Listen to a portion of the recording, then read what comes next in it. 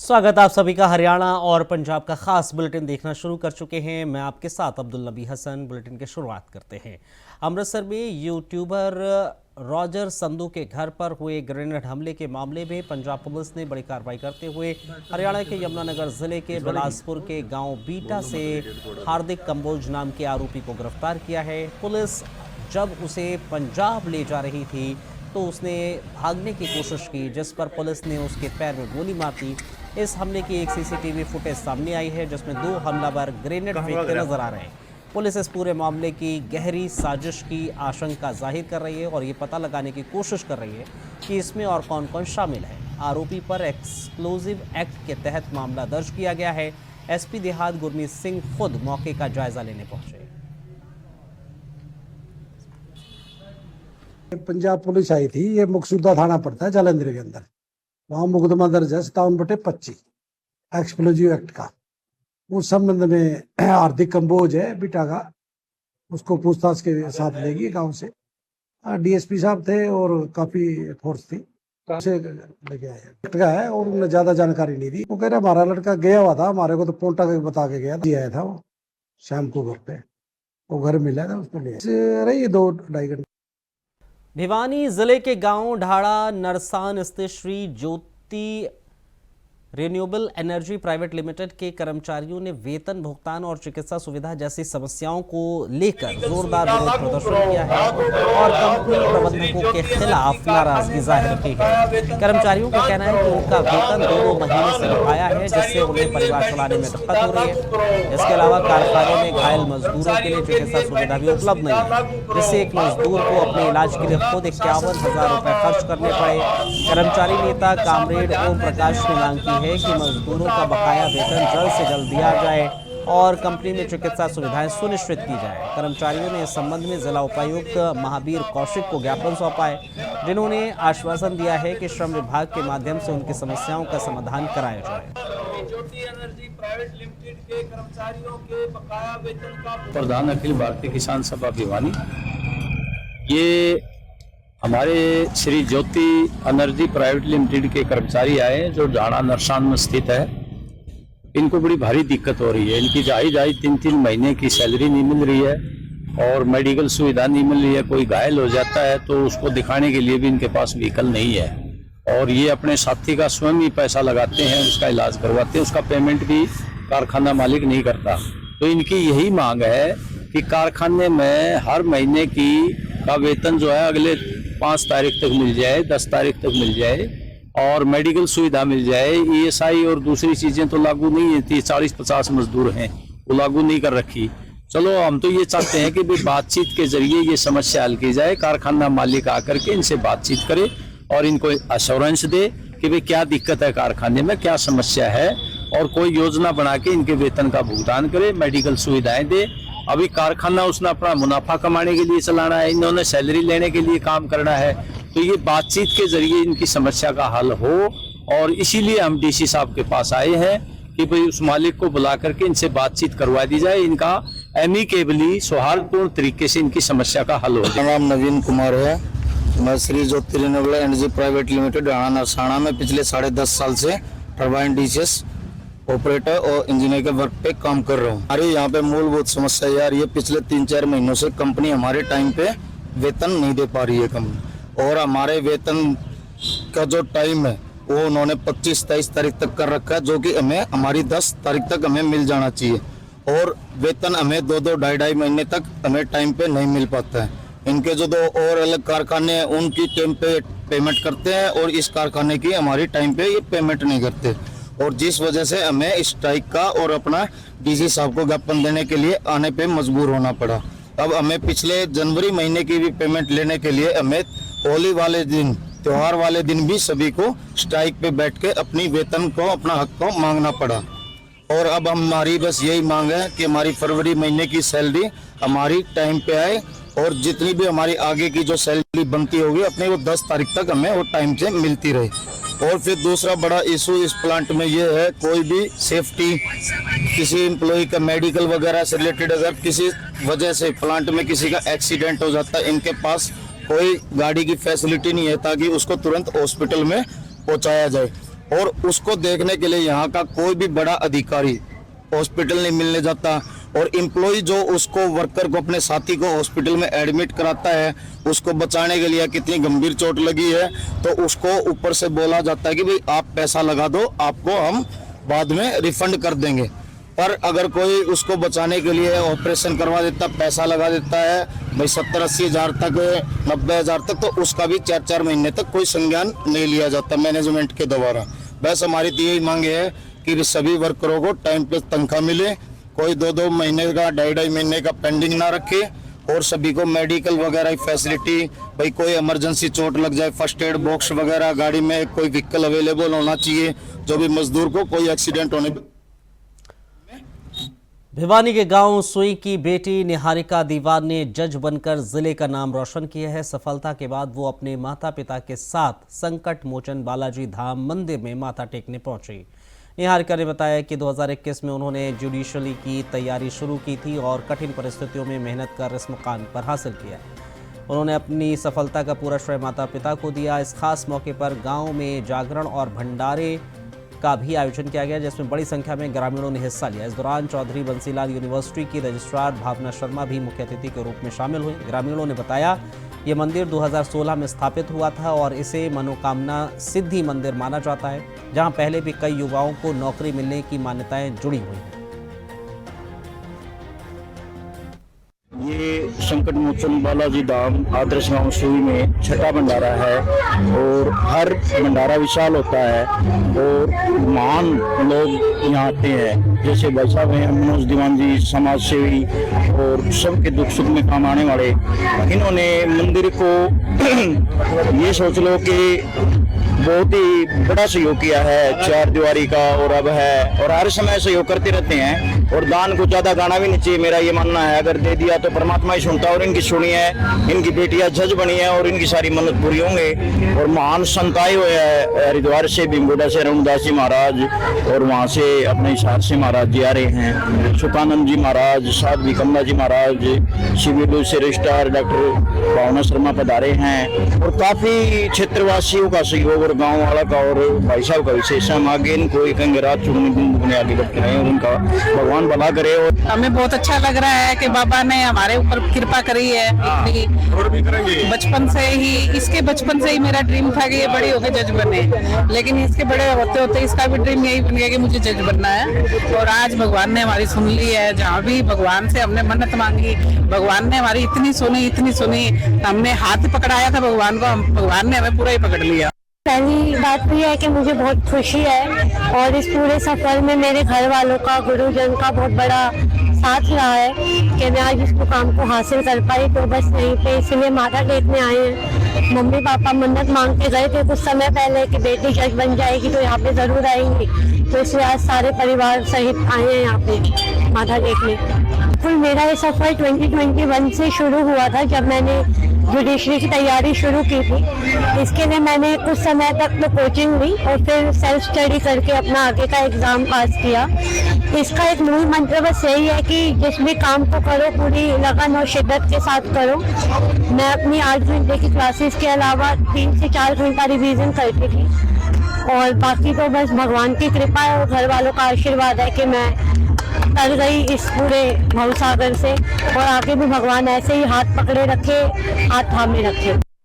गुरुग्राम के हयातपुर में मंगलवार शाम बदमाशों ने कारोबारी बलवीर यादव के कार्यालय में घुसकर ताबड़तोड़ फायरिंग कर दी, जिससे उसकी मौके पर ही मौत हो गई, जबकि 2 अन्य रविंद्र और राम गंभीर रूप से घायल हो गए। वारदात सीसीटीवी में कैद हो गई, जिसमें साफ दिख रहा है बदमाशों ने अचानक गोलियां बरसाई और फरार हो गए। पुलिस ने मामले को व्यावसायिक रंजिश से जोड़कर जाँच शुरू कर दी है। आरोपियों की तलाश में छापेमारी भी की जा रही है। पुलिस प्रवक्ता संदीप कुमार के मुताबिक जल्द ही मामले में गिरफ्तारी होगी। प्रधान जी का ऑफिस है, क्रेन सर्विस का चलाते हैं। भाई साहब अंदर सोते थे। यहाँ पे 2 बाइक, एक बाइक आई यहाँ पे, ठीक है, वो रुकी, वो अंदर गई। अंकल और भाई साहब सोते थे, उनने चलाई गोली। मैं इस ऑफिस में था, मैं बाहर गया, वे मेरे को देख के भागे, मैं उनके साथ बाहर आया, उनने मेरे ऊपर फायर किया। एक भाई और था राम, उसके ऊपर फायर किया। नहीं, हम नहीं जानते हैं। थे 4 से 5 राम मौके है, उसको गोली लगी तो मुझे आ गया। आज साढ़े करीब 4 बजे के आसपास हयातपुर में एक दुकान के अंदर घुस करके कुछ लोगों के द्वारा गोलियां चलाई गई हैं, जिसमें कि एक बलजीत नाम का व्यक्ति है 50 वर्षीय, उनकी मृत्यु हुई है। उसके अलावा एक और अन्य व्यक्ति है जिसका नाम रविंद्र है और जो कि स्थायी रूप से उत्तर प्रदेश का रहने वाला है, फिलहाल हयातपुर गांव में रहता है। तो उनको भी एक गोली लगी है जिनकी स्थिति अभी ठीक है। तो फिलहाल पुलिस की क्राइम ब्रांच की अलग अलग टीमें स्पॉट की विजिट कर रही हैं और पुलिस के जो उच्च अधिकारी हैं उनके द्वारा मौका का मुआयना किया जा रहा है। इस तौर पर जो 2 सस्पेक्ट हैं, जो आसपास की फुटेज को पुलिस के द्वारा चेक किया जा रहा है, 2 सस्पेक्ट हैं जिनको आइडेंटिफाई किया गया है। जल्दी ही लोग दोनों व्यक्ति को गिरफ्तार कर लिया जाए। देखो जी, ये तो हमें नहीं पता, जो भी कुछ था ना उनको जानते हैं कौन है, क्या है, कैसे है। तो भाई बलजीत चाचा को और रविंद्र भाई को, राम भाई को छू के निकल गई। हम जब उनके साथ लगे तो हमारे ऊपर भी उन्होंने फायरिंग की है। 4 से 5 फायर हुई। रविंद्र को अकेले गर्दन पे लगी, उनको पैर पे टच करके निकल गए। देखो डॉक्टर साहब जैसे बता रहे हैं कि चाचा तो एक्सपायर हो चुके। बंदे थे, नहीं पता कि कौन थे, बाइक से आए थे, यहाँ पे उन्होंने बाइक खड़ी कर रखी थी। हमें जब दूसरे ऑफिस में थे, जब हमने आवाज सुनी तो हम बाहर निकले, उनके पीछे भागे तो उन्होंने हमारे ऊपर भी फायरिंग की। उसके बाद वो निकल गए। वक्त एक छोटे से ब्रेक का है, बने रहिए हमारे साथ। ब्रेक के बाद एक बार फिर आप सभी का स्वागत। कुछ और अहम खबरों पर डालते हैं नजर। हरियाणा विधानसभा में ऊर्जा, परिवहन और श्रम मंत्री अनिल विज ने स्पेस एक्स के अंतरिक्ष यान ड्रैगन से भारतीय मूल की अमेरिकी अंतरिक्ष यात्री सुनीता विलियम्स और बुच विल्मोर की सफल वापसी पर खुशी जाहिर की। उन्होंने सदन में प्रस्ताव रखते हुए कहा है कि पूरे सदन को इस उपलब्धि पर अपनी खुशी का इजहार करना चाहिए और इस प्रस्ताव से सुनीता विलियम्स को अवगत कराया जाना चाहिए। उन्होंने नासा के वैज्ञानिकों का भी आभार जताया जिन्होंने इतने दिनों तक फंसे रहने के बावजूद इन अंतरिक्ष यात्रियों को सुरक्षित वापस लाने में सफलता पाई। इस प्रस्ताव का सदन के सभी सदस्यों ने ताली बजाकर समर्थन किया। दरअसल सुनीता विलियम्स और बुच विल्मोर 5 जून 2024 को बोइंग स्टारलाइन के पहले मानव मिशन के तहत अंतरिक्ष गए थे, लेकिन यान की तकनीकी खराबी के कारण उन्हें 9 महीने तक वहीं रुकना पड़ा।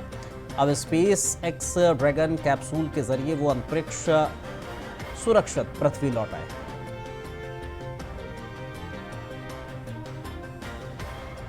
सुबह 3:27 पर आकाश से धरती पर एक खुशी की खबर आई। सुनीता विलियम जो पिछले 9 महीने 14 दिन से अंतरिक्ष में अंतरिक्ष यान की खराबी के कारण, जो कि गई तो थी वो 8 दिन के लिए, लेकिन अंतरिक्ष यान खराब होने के कारण वो वहाँ पर रुकी हुई थी। सुनीता विलियम के पिता गुजरात के पांड्या जिले के रहने वाले थे और सुनीता विलियम भी अपनी जड़ों को हिंदुस्तान से मानती है। वो अंतरिक्ष यात्रा में जाते समय अपने साथ गीता और हिंदुस्तान की जो स्टार डिश है समोसे ले जाना नहीं भूलती है। तो मैं चाहता हूँ कि ये सदन उनकी सकुशल वापसी पर अपनी खुशी का इजहार करे और यहाँ के प्रस्ताव से सुनीता विलियम को अवगत भी कराया जाए। और इसके साथ ही मैं ये भी चाहूँगा कि इतने कठिन काम को जिन स्पेस साइंटिस्टों ने, जिस नासा के स्पेस साइंटिस्टों ने इसको सफल बनाया और एक कृष्णा करके दिखाया कि इतने दिन रुके रहने के बाद भी उसको सकुशल धरती पर लाया गया, उनका भी हम आभार व्यक्त करें। धन्यवाद। फरीदाबाद के पर्वतीय कॉलोनी में दिल दहला देने वाली घटना सामने आई है, जहां 7 महीने की गर्भवती महिला के साथ राशन डिपो होल्डर और उसके साथियों ने बेरहमी से मारपीट की। पीड़िता रेखा के मुताबिक जब वो अपने देवर के साथ राशन लेने गई तो डिपो होल्डर मनोज ने उसे कम राशन दिया, जिसका विरोध करने पर उसके साथ लात घूंसों से हमला किया गया। घायल महिला को तुरंत बादशाह खान अस्पताल में भर्ती कराया गया, जहां उसका इलाज चल रहा है। पीड़िता के परिजनों ने न्याय की गुहार लगाई है। वहीं पुलिस ने मामले की जांच शुरू कर दी है। इस घटना का वीडियो सोशल मीडिया पर वायरल हो रहा है, जिससे इलाके में आक्रोश है। हमारे पास में एक डिपो होल्डर है जी, वहाँ पे हम अनाज लेने के लिए गए तो 20 किलो अनाज में वो 6 किलो गेहूँ दे रहा और 7, 7.5, 8 किलो बाजरा दे रहा बस। हाँ, हमने बोला भाई तो हमें तो अनाज पूरा दो, जब पीछे सरकार पूरा अनाज दे रही तो हमें अनाज पूरा मिलना चाहिए। तो कहने लगा कि आपका डिपो होल्डर वहाँ का है, बाटा का, वहीं से लो। मैं बाबूजी वहाँ ऐसा है जहाँ हमें सुविधा मिलेगी वहीं से लेंगे, केंद्र सरकार मोदी सरकार की है कि आप कहीं से भी ले सकते हो। तो इतने में आते ही उन्होंने मेरा ये गलेबान पकड़ के पीछे की तरफ धक्का दे दिया। फिर मेरी बाबू में बचाव में गई तो इनके साथ मारपीट करी और इनके पेट में लात मारी उन्होंने। और 4-5 बंदे थे वो डीप होल्डर पे, 4 से 5 बंदे थे वो जिन्होंने हाथापाई करी वहाँ से। होल्डर अभी 2 या 3 महीने पहले ही नहीं खुला, उसका मुझे नाम नहीं पता। ये नकला इंकलाब पार्ट 2 गाजीपुर रोड। मैं उन लोगों को नहीं जानता, वो वहीं आसपास कहीं रहते हैं और ना वो मुझे जानते हैं, ना मैं उनके नाम जानता हूँ। उनका झगड़ा मेरे बेटे से हुआ था। क्या वजह थी? वजह ये थी, बेटा राशन बांट रहा था तो वो गेहूँ और बाजरा, तेल और वो चीनी थी दिया जा रहा था, उसमें जो है ना वो बंदा पूरा बाजरा ना लेके गेहूँ मांग रहा था पूरा। अच्छा। ये उस टाइम तो वो राशन लेके चला गया, बाद में थोड़ी देर बाद फिर आया और बाजरे को लेके कहता भाई मुझे इसकी जगह गेहूँ दे, मुझे पूरा गेहूँ चाहिए। तो बेटे ने मना कर दिया। इसी बात पर कहा सुनी होगी, फिर कहा सुनी हाथापाई में होगी, गिरबान पकड़ लिया बेटे का और फिर बेटे ने मुझे फ़ोन करा। फिर मैं पहुंचा हूँ तो मुझे वो लोग मिले नहीं वहाँ पे। ड्रिंक भी कर रखी थी, बेटा बताया था ड्रिंक कर रखी थी उन्होंने। वहाँ पे कोई नहीं थी, बेटे ने कसम उठाई है मेरी कि पापा लेडीज़ तो कोई थी नहीं वहाँ पे। भैया आए थे, दोनों बार यही आए हैं। आई थी उस टाइम मैं वहीं पे था। उस टाइम वो लेडी आई थी, चल के आई थी बाकायदा गली में से। उसने 112 वालों से भी बात की है, मेरे से भी कहा सुनी हुई है उनकी। ऐसा कुछ नहीं था कि धक्का दे दिया, लात मार। यमुनानगर में किसान नेता गुरनाम सिंह चंदूड़ी ने किसानों की बैठक की और प्रेस से बातचीत में कई तीखे बयान दिए। उन्होंने कहा कि किसान राजनीति से दूर हैं, इसी वजह से वो पिछड़े रहे हैं। टिकैत ग्रुप पर हमला बोलते हुए कहा कि वो सिर्फ औपचारिकता निभा रहे हैं, जब उनके पास मौका था तब कुछ नहीं किया। 20 मार्च को मुख्यमंत्री आवास का घेराव पर चंदूड़ी ने सवाल उठाए। 2020-21 के किसान आंदोलन को याद करते हुए बोले कि तब सांसदों को घेराव की बात सामने आई थी, अगर आर पार की लड़ाई लड़ते तो या तो मर जाते या जीत जाते। उन्होंने आरोप लगाया कि सरकार ने तीनों काले कानून किसानों पर फिर से थोप दिए। धन्यवाद। जो है मुख्य जो एजेंडा है वो संगठन विस्तार पे है। ये हर चुनाव से बाद कुछ लोग राजनीतिक पार्टियों में जगह हो जाते हैं, कुछ पद खाली हो जाते हैं, कुछ नए बनने चाहते हैं। और वैसे भी जो है हम 2 साल बाद जो है वो रूल करते हैं। तो मुख्य जो एजेंडा है वो तो ये है, और सभी जिलों में हम मीटिंगें कर रहे हैं। आज यमुनानगर में है और कल रेवाड़ी में होगी, इस तरह सभी जिलों में करते हैं।